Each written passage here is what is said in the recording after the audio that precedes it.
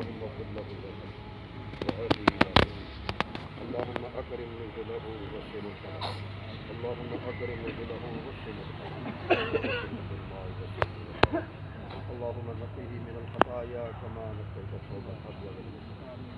اللهم أبدله دارا خيرا من داره وأهلا خيرا من أهله وزوجا خيرا من زوجه. اللهم أدخله الجنة الفردوس. اللهم أدخله الجنة الفردوس. اللهم أدخله الجنة الفردوس وأعيذه من عذاب القبر وعذاب النار. وأعيذه من عذاب القبر وعذاب النار. وأعيذه من عذاب القبر وعذاب النار. اللهم نبه اللهم رب قبره. اللهم اجعل قبره روضة من رياض الجنة. اللهم اجعل قبره روضة من رياض الجنة. اللهم نور قبره. اللهم اغفر له وارحمه إنك أنت الغفور الرحيم. ربنا تقبل منا إنك السميع العليم وتب علينا إنك أنت التواب الرحيم.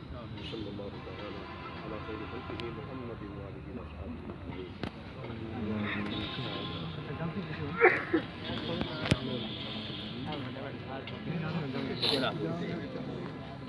चले ठीक है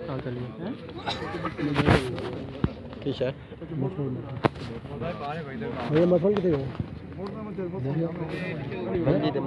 मंजी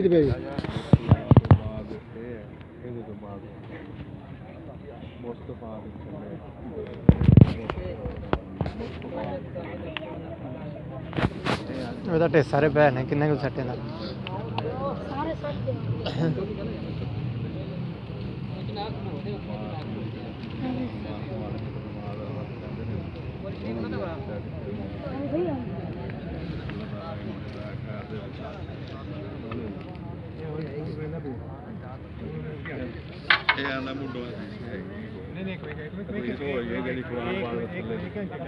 अच्छा अच्छा यूट्यूब पर